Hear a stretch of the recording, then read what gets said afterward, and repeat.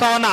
ఇంకొక పక్కన పాలకొల నియోజకవర్గంలో యలమంచిలి అనే ఒక మండలంలో ఒక అభివృద్ధి కార్యక్రమానికి కేంద్ర మంత్రి గారు వచ్చి అక్కడ ఇవ్వాలనేటాడు కారుమూరు నాగేశ్వరరావు గారిని కాళ్ళు నరికేస్తానంటాడు, లేకపోతే నాలుగు కోసేస్తానని చెప్తాడు, లేకపోతే అమరాబూతులు తిట్టే పరిస్థితి ఇలా కనిపిస్తా ఉందనే విషయాన్ని మీ అందరికీ కూడా తెలియపరుస్తా ఉన్నా.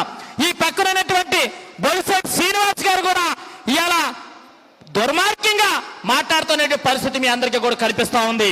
అంటే ఒక బలహీన వర్గాల్లో ఉన్నటువంటి వ్యక్తి ఇవాళ ఎమ్మెల్యేగా, జిల్లా పరిషత్ చైర్మన్ గా, ఇవాళ మంత్రిగా, ఇవాళ అధికారిక పదవిలో పనిచేస్తున్నారనే ఒక దుర్మార్గమైనటువంటి సంస్కృతి కాదా అనే విషయాన్ని మీ అందరికీ కూడా కనిపిస్తా ఉందనే విషయాన్ని మీ అందరికీ తెలియపరుస్తా ఉన్నాం. ఏంటిది బాధాకరం? పశ్చిమ గోదావరి జిల్లాలో ఎంఈఎంఏలందరూ కూడా జిల్లా పరిషత్ చైర్మన్లు కానీ, మంత్రులుగా కానీ, ఎంపీలుగా కానీ, ఎమ్మెల్సీగా కానీ, ఎమ్మెల్యేలుగా కానీ చేసినటువంటి పరిస్థితి, తిట్టుకున్న సంస్కృతి మన ఆంధ్రప్రదేశ్ లో ఈ పశ్చిమ గోదావరి జిల్లాలో లేదు అనే విషయాన్ని మీ అందరికీ కూడా కనిపిస్తుందనే విషయాన్ని మీ అందరికీ కూడా తెలియపరుస్తా ఉన్నా. ఇంత దుర్మార్గమా ఏంటిది? ఈ రాజకీయమా? ఏం కనిపిస్తా ఉంది? ఒక పక్కన గోల్వలు జరుగుతూ ఉంటే దాని గురించి మాట్లాడారు కేంద్ర మంత్రి గారు. ఒక పక్కన టీటీడీకి సంబంధించినటువంటి ఇలా దగ్గర 200 పైబడి ఆవుల్ని చంపేస్తా ఉంటే దాని గురించి మాట్లాడారు కేంద్ర మంత్రి గారు. ఎవరి గురించి మాట్లాడతారంటే ఎవరైతే కారుమూరు నాగేశ్వరరావు గారిని ప్రధాన టార్గెట్ గా తీసుకుని ఇలా మాట్లాడుతున్న పరిస్థితి, ఇలా నరసాపురం నియోజకవర్గం మొదలెచ్చుకుని ఇలా ప్రతి నియోజకవర్గంలో కూడా పేకాటకు దందా అయిపోయినటువంటి పరిస్థితి, ఇలా క్లబ్బులకు దందా అయిపోయినటువంటి పరిస్థితి, ఇలా అనేక విచ్చలవిడితనానికి దందా అయిపోయి పేద ప్రజలు, ఇలా బలహీన వర్గాలు ప్రజలందరూ కూడా నష్టపోతున్నారనే విషయాన్ని మీ అందరూ కూడా గమనించాలనే విషయాన్ని మీ అందరికీ కూడా తెలియపరుస్తా ఉన్నాం. మీరెవరు కూడా అధైర్య పడద్దు.